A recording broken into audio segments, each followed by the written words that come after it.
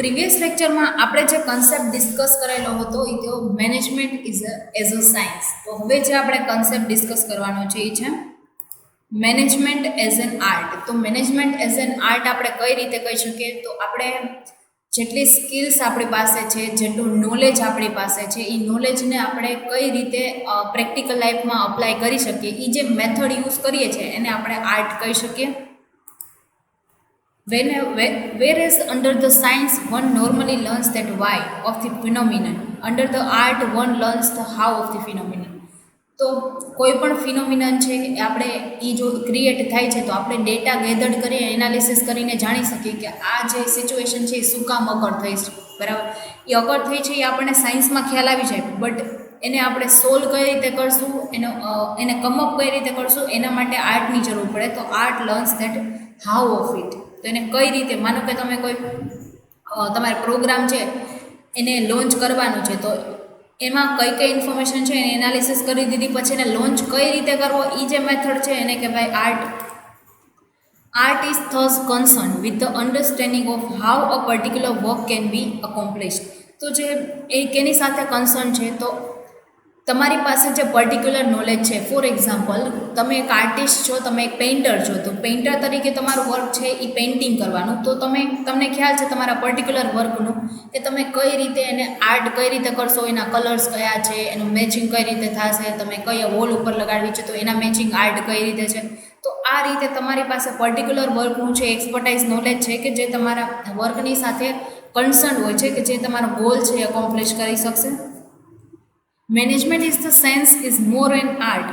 તો મેનેજમેન્ટ છે એ મોર and more dependent છે એ આર્ટ ઉપર છે. સાયન્સ છે એ ખાલી કન્સેપ્ટ છે કે જે આપણે એનાલિસિસ કરશું ડેટાનો, બટ મેઇન જે ડિપેન્ડ છે એ આર્ટ ઉપર છે કે આપણે જે ડેટા ગેધર્ડ કરેલો છે, જે પ્રિન્સિપલ બનાવેલા છે, હવે આપણે એને કઈ રીતે, આપણે કઈ સ્કિલથી, કઈ મેથડથી આપણે એમને એપ્લિકેશન કરશું. It is the art of gating things done through the others in dynamic and mostly non repetitive situation. કે જે સિચ્યુએશન આપણને અકર થઈ છે, જેના લીધે કંપનીને લોસ થયેલો છે, તો બીજી વાર અકર ન થાય એના માટે જે પ્રિકોશન્સ લેવાના છે, જે ડાયનેમિક ફંક્શન્સ આપણે પરફોર્મ કરવાના છે, that it is an art. તો એ આર્ટ છે કે જે થિંગ છે એ ડન કરવામાં આવેલી છે, જે ડાયનેમિક ફંક્શન્સ કરવામાં આવેલા છે, તો એ મોસ્ટલી છે એ નોન રિપીટેટિવ સિચ્યુએશન, કે સિચ્યુએશન છે એ આગળ રિપીટેડ ન થવી જોઈએ. એવી રીતે આપણે એમને આર્ટને ઇમ્પ્લિકેશન્સ કરવાનું છે. Features of N art. તો આર્ટના ફીચર્સ કયા કયા છે? That personal skill. તો તમારી પાસે પર્સનલ સ્કિલ છે, તમારી પાસે કોઈ પણ ફિલ્ડનું એક્સપર્ટાઇઝ નોલેજ છે. ફોર એક્ઝામ્પલ આપણે કઈ રીતે કહી શકીએ પર્સનલ સ્કિલ? તો પેઇન્ટર છે, સિંગર છે, સીએ છે, સીએસ છે, તો એ બધા લોકો પાસે એની પર્ટિક્યુલર ફિલ્ડનું પર્સનલ નોલેજ હોય, એક્સપર્ટાઇઝ હોય છે, જેને પર્સનલ સ્કિલ કહી શકીએ, કે જે પર્સનલ સ્કિલને ઇમ્પ્લિકેશન કરવાથી કંપનીને ઘણો બધો બેનિફિટ થઈ શકે છે. તો એ તમારી પાસે પ્રિન્સિપલ્સ છે ને કઈ રીતે અપ્લાય કરવા, તમારી સ્કિલ્સથી તમે એ ડેવલપ કરી શકો છો. Practical knowledge. તો તમારી પાસે જે નોલેજ છે, પ્રેક્ટિકલ નોલેજ છે, કે તમારી પાસે ખાલી તમે ભણી ગયા હવે થિયરિટિકલ નોલેજ છે, હવે તમે પ્રેક્ટિકલ લાઈફમાં આવ્યા પછી તમારું થિયરિટિકલ નોલેજને તમે કઈ રીતે એને ઇમ્પ્લિકેશન કઈ રીતે કરશો, હવે તમને ખ્યાલ નથી, તમારી પાસે પ્રેક્ટિકલ નોલેજ નથી, તો તમને કોઈ પણ જગ્યાએ જોબ ન મળી શકે. તો એના માટે ઘણા બધા એવા કોર્સીસ છે. ફોર એક્ઝામ્પલ સીએ છે, કે જેમાં તમારે આર્ટિકલશીપ કરવાની હોય છે, જેમાં તમને સીએના બધા વર્ક શીખવાડે, તો જેનાથી તમને ખ્યાલ આવે કે તમે જે વર્ક કરો છો, તમે જે ભણો છો, એ તમને પ્રેક્ટિકલ લાઈફમાં કઈ જગ્યાએ કામ આવશે. એવી જ રીતે ડૉક્ટરીમાં પણ એવું હોય છે, જેમાં ઇન્ટર્નશીપ કરવાની હોય છે, જેમાં ડૉક્ટર્સના બધા તમને વર્ક છે, પ્રેક્ટિકલ વર્ક તમને શીખવાડશે. તો આ રીતે આર્ટ છે એ પ્રેક્ટિકલ નોલેજ છે કે જે તમને થિયરિટિકલ બેઝ છે એ સાયન્સ છે, તમને જે થિયરી નોલેજ આપશે, પછી પ્રેક્ટિકલ નોલેજ છે એ તમારે એ અપ્લાય કરવા માટે આર્ટની જરૂર પડશે. Result oriented approach. સાયન્સથી આપણને ખાલી સિચ્યુએશન કઈ રીતે અકર થઈ છે, કઈ રીતે થઈ શકે એ આપણને ખ્યાલ આવશે. હવે નદીની મીન્સ કે દરિયો કે નદી છે, સ્વિમિંગ પુલની અંદર તમારે તરવું છે, તો એના માટે એક બુક લખેલી હોય, તો બુકની અંદર ખાલી લખેલું હોય છે કે કઈ રીતે તમે તરી શકો, બરાબર છે. તો એ લખેલાથી તમને આવડી ન જાય કે કેમ થાય, એના માટે તમારે દરિયાની અંદર જવું પડે અને એમાં તમારે એફર્ટ્સ કરવા પડે, તો જ તમને રિઝલ્ટ ખ્યાલ આવે. તો આ રીતે રિઝલ્ટ ઓરિએન્ટેડ અપ્રોચ છે કે જે તમારી પર્સનલ સ્કિલ અને પ્રેક્ટિકલ નોલેજને તમે પ્રેક્ટિકલ લાઈફમાં ઇમ્પ્લિકેશન કરશો તો તમને ખ્યાલ આવશે કે એનું રિઝલ્ટ શું આવે. તો આ રીતે રિઝલ્ટ ઓરિએન્ટેડ અપ્રોચ છે. રેગ્યુલર પ્રેક્ટિસ, તો રેગ્યુલર રૂટીન વર્ક કરવા માટે પણ આપણે ઘણી બધી સ્કિલ્સની જરૂર પડતી હોય છે. તો આ રીતે રેગ્યુલર પ્રેક્ટિસમાં પણ તમે આર્ટ છે જરૂરી છે. ક્રિએટિવિટી, હવે આપણે કોઈ ડેવલપમેન્ટ કરવું છે, ન્યૂ કસ્ટમર અટ્રેક્ટ કરવા છે, ન્યૂ માર્કેટને અટ્રેક્ટ કરવું છે, તો એના માટે ક્રિએટિવિટીની જરૂર પડે. અથવા તો તમે તમારી એક્ઝિસ્ટિંગ પ્રોડક્ટ છે એને તમે જે વેથી સેલ કરો છો એ બની શકે, ખોટી હોઈ શકે. તો તમારે વધારેમાં વધારે કસ્ટમરને સેલ કરવું છે તો તમે એવી પ્રોડક્ટ છે એમાં અમુક વસ્તુ છે એ એડ કરી દો. એ ક્રિએટિવિટીથી અથવા તો તમારી વેઝ છે એ તમે ચેન્જ કરો તો તમે વસ્તુને સેલ કરી શકો. ફોર એક્ઝામ્પલ, તમે રાજકોટમાં તમને ખ્યાલ હોય તો ઓલા ગોલાવાળા છે કે જે એની આંખ ઉપર પટ્ટી બાંધી અને પછી છે એ ગોલા બનાવીને સેલ કરે છે. તો આ રીતે તમે આવી ક્રિએટિવિટી, એમાં એ કાંઈ નવું નથી કરતા, બરાબર છે. એને તો એ ખ્યાલ જ હોય કે કઈ કઈ જગ્યાએ છે એ વસ્તુ પડેલી છે, કારણ કે રેગ્યુલર એનું કામ છે. તો પણ એ એના માટે વધારે પ્રાઇસ ચાર્જ કરી અને એ જ બોલો જો ઓલા ભાઈ એ પટ્ટી બાંધ્યા વગર બનાવે તો એ વસ્તુ છે એની ઓછી પ્રાઇસ હોય છે, બટ જો એ બાંધીને બનાવે તો એની છે વધારે પ્રાઇસ ચાર્જ કરે છે. તો એ એક પ્રકારની સેલ કરવાની મેથડ છે કે તમે એ જ વસ્તુ સેલ કરો છો, પણ ક્રિએટિવિટીથી સેલ કરશો તો તમને ઘણો બધો બેનિફિટ થઈ શકે. એ એક પ્રકારનું આર્ટ છે. Personal skill, then management is an art as in તો આપણે ઓલરેડી છે એ લર્ન કરી લીધેલા છે, તો હવે આપણે એમને રીડ કરીએ. Management is an art as in it the one has to use his personal skill and knowledge in solving many complication problems to achieve the enterprise objective. તો પર્સનલ સ્કિલથી તમે તમારા ઓબ્જેક્ટિવ છે એને અકોમ્પ્લિશ કરી શકો છો, જે પ્રોબ્લેમ્સ છે એને સોલ્વ કરી શકો છો. In its that an art of dealing with the people to accomplish desired results. તો તમારે ડિઝાયર રિઝલ્ટ જોઈએ છે, પ્રોફિટ જોઈએ છે, તો એના માટે તમારે પીપલ સાથે ડીલ કરવાની છે, જેના માટે પર્સનલ સ્કિલની જરૂર પડે છે. It is personalized like the most art in the sense that every manager has its own method of doing the things. તો બધાની પોતપોતાની અલગ અલગ મેથડ હોય છે અલગ અલગ વ્યક્તિઓ સાથે ડીલ કરવાની. તો એ પર્સનલાઇઝ સ્કિલ્સ છે કે જેના કારણે આપણે બધા વ્યક્તિઓના પ્રોબ્લેમ્સ છે, ડિઝાયર રિઝલ્ટ છે એ મેળવી શકીએ. Hence, there are difference in the performance or difference in the managers in spite of their possessing equal technical qualification.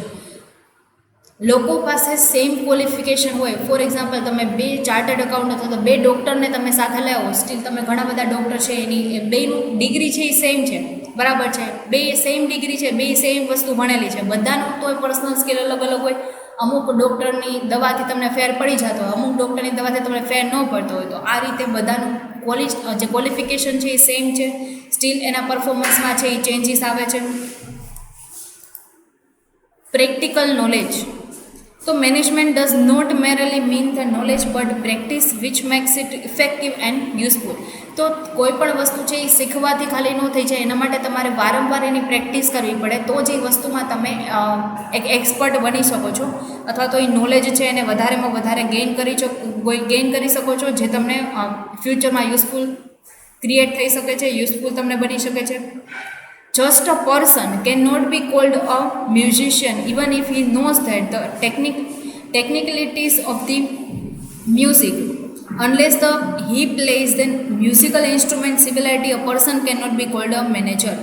That just a person cannot be called a musician. કોઈ person આપણે musician ન કહી શકીએ even if he has the knowledge of music. કોઈ પણ વ્યક્તિને મ્યુઝિકનું knowledge છે જેનાથી આપણે એમને મ્યુઝિશિયન ન કહી શકીએ, જો એની પર્સનલ સ્કિલ્સ છે, એની પાસે એવું નોલેજ છે, એને પ્રેક્ટિસ કરેલી છે, તો આપણે એમને અને પ્રોપર ઇન્સ્ટ્રુમેન્ટને વગાડીને જો એ એવું એન્વાયરમેન્ટ ક્રિએટ કરી શકતા હોઈએ છે તો આપણે એમને મ્યુઝિશિયન કહી શકીએ છીએ. Even if he learns by heart the principles of management, unless he can apply these principles in practice while taking the management decision. તો કોઈ પણ ડિસિઝન લેવા માટે સ્ટીલ એક્સપર્ટ હોય, સ્ટીલ એમને બધું લર્ન કરવું પડે. લર્ન કર્યા પછી એને વારંવાર પ્રેક્ટિસ કરશે તો જ એમને એ વસ્તુનો ખ્યાલ આવશે. Result oriented approach, Management aims at achieving the maximum productivity at the lowest cost. It is concerned with the accomplishment of objective. તો પ્રોફિટ ઓબ્જેક્ટિવ છે, પ્રોફિટ વધારેમાં વધારે કઈ રીતે મળી શકે, તો કોસ્ટ છે એ ઓછી આવે તો મળી શકે. તો રિઝલ્ટ ઓરિએન્ટેડ અપ્રોચ છે એ મેક્સિમમ પ્રોડક્ટિવિટીથી મેક્સિમમ કોસ્ટ છે એ આપણે બચાવી શકીએ. In this sense it is a result oriented approach. If has to ensure that the project are completed in a time, targets of the production and sales are achieved, a fair return on capital invested is secured and so on. તો તમારે જે project જે complete કરવાનું છે in time complete થાય અને એના target of production છે જો એ અચીવ થશે તો એ ફેર રિટર્ન ઓન કેપિટલ એમ્પ્લોયડ છે, આપણે જે પ્રોફિટેબિલિટી રેશિયો ઇન્ક્રીઝ થશે, રિટર્ન ઓન એમ્પ્લોયમેન્ટ છે, રિટર્ન ઓન ઇન્વેસ્ટમેન્ટ છે એ વધી જશે, તો જેના કારણે આપણને સિક્યોર્ડ રિઝલ્ટ મળી શકશે, આપણે પ્રોફિટેબિલિટી શ્યોરલી મળી શકશે. Regular practice. One cannot be good manager unless the regular practices this art of the decision making and leadership. જો કોઈ પણ વ્યક્તિ છે કન્ટિન્યુઅસ આ લીડરશિપનું અને મેનેજરનું વર્ક ન કરતું હોય તો એ વ્યક્તિને એટલો ખ્યાલ ન હોય. કન્ટિન્યુઅસ રેગ્યુલર પ્રેક્ટિસ કરવાથી આપણને એ વસ્તુનો છે એ વધારે ખ્યાલ આવશે. Ask an artist that the manager always tries to attain the higher and higher goals in order to reach the stage of absolute perfection. તો એ પરફેક્શન લેવા માટે એના ગોલ્સ છે પહેલાં નીચા હોય, ધીમે ધીમે ધીમે ધીમે છે એ વધારે ગ્રોથ સ્ટેજ ઉપર લઈ જાય. તો જેમ ઊંચા રિઝલ્ટ છે એ નક્કી કરશે તો એના આધારે વધારેમાં વધારે એને પ્રેક્ટિસ થશે, એના ગોલ છે એને જેમ જેમ ઊંચા લઈ જશે એમ એ પરફેક્શન છે એ પરફેક્શન લેવલ છે એ લઈ આવી શકશે અને કંપનીનો જે ગોલ છે પ્રોફિટ ઓરિએન્ટેડ જેને આપણે અચીવ કરી શકશું.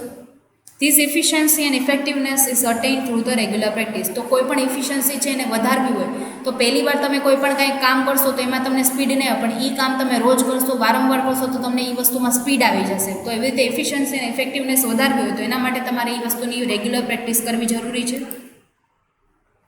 An experienced manager molds that the enterprise according to the change the situation and also alters the environment itself. તો એક્સપિરિયન્સ્ડ મેનેજર છે દેટ મોલ્ડ્સ ધ એન્ટરપ્રાઇઝ. તો એન્ટરપ્રાઇઝને એને કેવા ટાઈપનો શેપ આપવો છે, મોલ્ડમાં તમને ખ્યાલ હોય તો અલગ અલગ ટાઈપના મોલ્ડ આવે, તો એ મોલ્ડ તો એન્ટરપ્રાઇઝને તમારે કયા ટાઈપનો શેપ આપવો છે એ કેના ઉપર ડિપેન્ડ છે. તો તમે સિચ્યુએશનમાં જે ચેન્જ આવે છે એને તમે ડીલ કઈ રીતે કરો છો, એને કોપઅપ કઈ રીતે કરો છો, એન્વાયરમેન્ટને એન્વાયરમેન્ટ ચેન્જ થાય છે તો એને તમે કઈ રીતે તમે એની સાથે ડીલ કરો છો એના ઉપર ડિપેન્ડ છે. તમે એક્સપિરિયન્સ મેનેજર છે એન્ટરપ્રાઇઝને મોલ્ડ એટલે એન્ટરપ્રાઇઝની શેપ આપશે. Creativity. Management is one of the most creative art. It is concerned that with the getting work done through the others by motivating them to work and by coordinating their activity. એની એક્ટિવિટીને coordinate કરશે, એને work કરવા માટે એને motivate કરશે. એ એક creative art છે કે જેનાથી વર્ક છે એ ડન કરી શકશે. Whether it is a factory or a firm or a domestic kitchen, the resources of man, machine and money have to be coordinated against the several constraints to achieve the given objective in a most efficient manner. તો આપણી પાસે જે domestic kitchen means કે enterprise કે જેમાં તમે જેવું પકાવશો એવું તમે ખાઈ શકશો તો એવો તમને પ્રોફિટ મળશે. તો એક ડોમેસ્ટિક કિચન છે કે જેના આધારે મેન મની અને મટીરિયલ અને મશીન્સ આના પ્રમાણે તમે આ તમારી પાસે એક ઇન્ગ્રીડિયન્ટ્સ છે કે જે ફેક્ટર્સ છે કે જેનો યુઝ કરીને તમે ઓપ્ટિમમ પ્રોડક્શન કરી શકો છો, કોઓર્ડિનેટ કરી શકો છો અને તમારો ઓબ્જેક્ટિવ છે એ અચીવ કરી શકો છો efficient મેનરમાં. The manager have to constantly analyze the existing situation, determine the objective, seek alternatives, implement, coordinating and the control and evaluate the information and make decisions. તો એનાથી તમે મેનેજર છે એ કોન્સ્ટન્ટલી એનાલિસિસ કરશે am the existing situation છે એને કઈ રીતે cope up કરવી છે, એનો ઓબ્જેક્ટિવ છે પહેલાં તો ડિટરમાઇન કરશે. એના માનો કે કોઈ સિચ્યુએશન છે એ કોપઅપ નથી થતી બરાબર છે તો એના અલ્ટરનેટિવ શું અવેલેબલ છે એને ફાઇન્ડ આઉટ કરશે. પછી એની સાથે કમ્યુનિકેટ કરશે, કોઓર્ડિનેટ કરશે, કંટ્રોલ કરશે અને ઇન્ફોર્મેશન જે આપણી પાસે અવેલેબલ છે એને ઇવેલ્યુએશન કરી અને એના ઉપરથી ડિસિઝન લેશે. Knowledge of management theory and principles is indeed a valuable aid and kit of manager, but it cannot replace his other managerial skill and qualities. So, knowledge of management theory and principle is indeed a valuable aid. Valuable aid એટલે આપણે પાસે જે skills છે જેના આધારે એનું dependent છે કોના ઉપર છે તો કે કંપની છે એનું સક્સેસ છે એ આપણા મેનેજરની સ્કિલ ઉપર ડિપેન્ડન્ટ છે.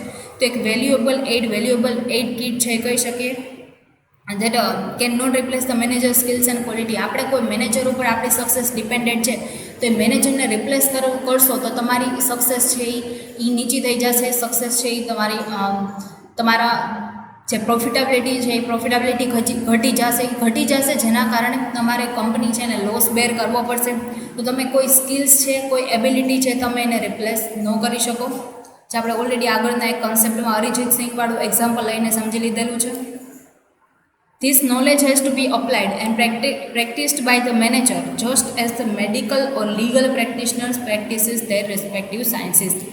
તો અલગ અલગ નોલેજ છે, સાયન્સ છે, પ્રેક્ટિસ છે, અલગ અલગ જે તમારી પાસે જે સ્કિલ્સ છે એને અપ્લાય કઈ રીતે કરવી છે, medical or legal practitioner practices there respective science. તો અલગ અલગ ફિલ્ડ છે એ અલગ અલગ સિચ્યુએશન પ્રમાણે પોતાના ફિલ્ડ પ્રમાણે અલગ અલગ એ ડિફરન્ટ જે પ્રેક્ટિસીસ છે, જે પ્રિન્સિપલ્સ છે એ અપ્લાય કરતા હોય છે. In this sense management is an art. તો આ રીતે તમે મેનેજમેન્ટને આર્ટ તરીકે દર્શાવી શકો છો. તો આ બધા એના ફીચર્સ હતા જે મેનેજમેન્ટને આપણે આર્ટ તરીકે કહી શકીએ છીએ. હવે જે આપણે નેક્સ્ટ કોન્સેપ્ટ લર્ન કરવાનો છે એ છે management is a science as well as an art. તો આપણે સાયન્સ પણ લર્ન કરી લીધું છે, આર્ટ પણ લર્ન કરી લીધું છે. હવે આપણે બેનું મિક્સચર જોવાનું છે કે મેનેજમેન્ટ મોર ડિપેન્ડેન્ટ કોની ઉપર છે, તો કે આર્ટ ઉપર છે. સાયન્સ ખાલી તમને થિયરિટિકલ નોલેજ આપશે અને પ્રેક્ટિકલ લાઈફમાં અપ્લાય કઈ રીતે કરવું એ તો આર્ટ જ આપશે કે જેના ઉપર કંપનીની સક્સેસ છે એ ડિપેન્ડેન્ટ છે. From the previous discussion, we may conclude that the management involves that the both element, those science and an art. તો બે ઉપર ડિપેન્ડન્ટ છે, સાયન્સ અને આર્ટ ઉપર, જે આપણે પ્રીવિયસ ડિસ્કશનમાં કન્ક્લુડ કરી લીધું છે. while certain aspect of management make it science. ઘણા બધા કંપનીના એવા મેનેજમેન્ટના આસ્પેક્ટ છે કે જે એનાલિસિસ રિસર્ચ કરવાનું છે કે જે સાયન્સ ઉપર ડિપેન્ડન્ટ છે. Certain other activity ઇન્વોલ્વ્સ the application of skills make it N art. તો અમુક મેનેજમેન્ટ એવી એક્ટિવિટી છે કે જે એવું પ્રૂવ કરે છે કે એ આર્ટ છે. તો આપણે પ્રિન્સિપલ બનાવી લીધા છે, રૂલ્સ બનાવી લીધા છે, હવે કઈ સ્કિલથી આપણે એમને ઇમ્પ્લિમેન્ટ કરશું એ એક આર્ટ છે. એને બનાવવા, એના માટે ઇન્ફોર્મેશન ગેધર્ડ કરવી, તો એને કહેવાય science. According to the American Society of Mechanical Engineers, that management is an art and science of preparing, organizing, directing human efforts to control the forces and utilize the material of nature for the benefit of man. તો કંપનીની અંદર જે owners છે, employees છે, એના benefit માટે, એના success માટે આપણે જે વર્ક કરીએ છીએ કે જેમાં શું ઇન્ક્લુડ થાય છે, તો પ્રિપેરિંગ. તો પહેલાં તમારે પ્લાનિંગ છે પ્રિપેર કરવાનું છે, પછી એને ઓર્ગેનાઇઝ કરવાનું છે, પછી એ હ્યુમન એફર્ટ્સ છે એને ડાયરેક્ટ કરવાના, કંટ્રોલ કરવાના, કોઓર્ડિનેટ કરવાના, કમ્યુનિકેટ કરવાનું છે. તો આવી રીતે તમારે જે ફોર્સીસ છે એ કંટ્રોલ કરવાના છે, એનું યુટિલાઇઝેશન છે. આપણી પાસે ફોર્સીસ છે, મેન, મની, મટીરિયલ અને રિસોર્સિસ, જેનું ઓપ્ટિમમ યુટિલાઇઝેશન કરવાનું છે કે જેનાથી આપણને આપણા કંપનીની અંદરના એમ્પ્લોઈઝ, ટોપ મેનેજમેન્ટ બધાને સક્સેસ મળી શકે, આપણો ગોલ છે એ અકોમ્પ્લિશ થઈ શકે, એને કહેવાય છે મેનેજમેન્ટ.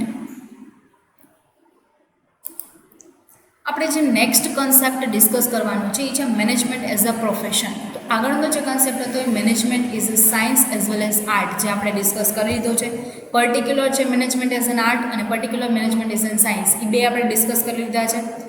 હવે આપણે જે નેક્સ્ટ કન્સેપ્ટ છે એ મેનેજમેન્ટ એઝ અ પ્રોફેશન, જે આપણે નેક્સ્ટ લેક્ચરમાં ડિસ્કસ કરશું. Thank you.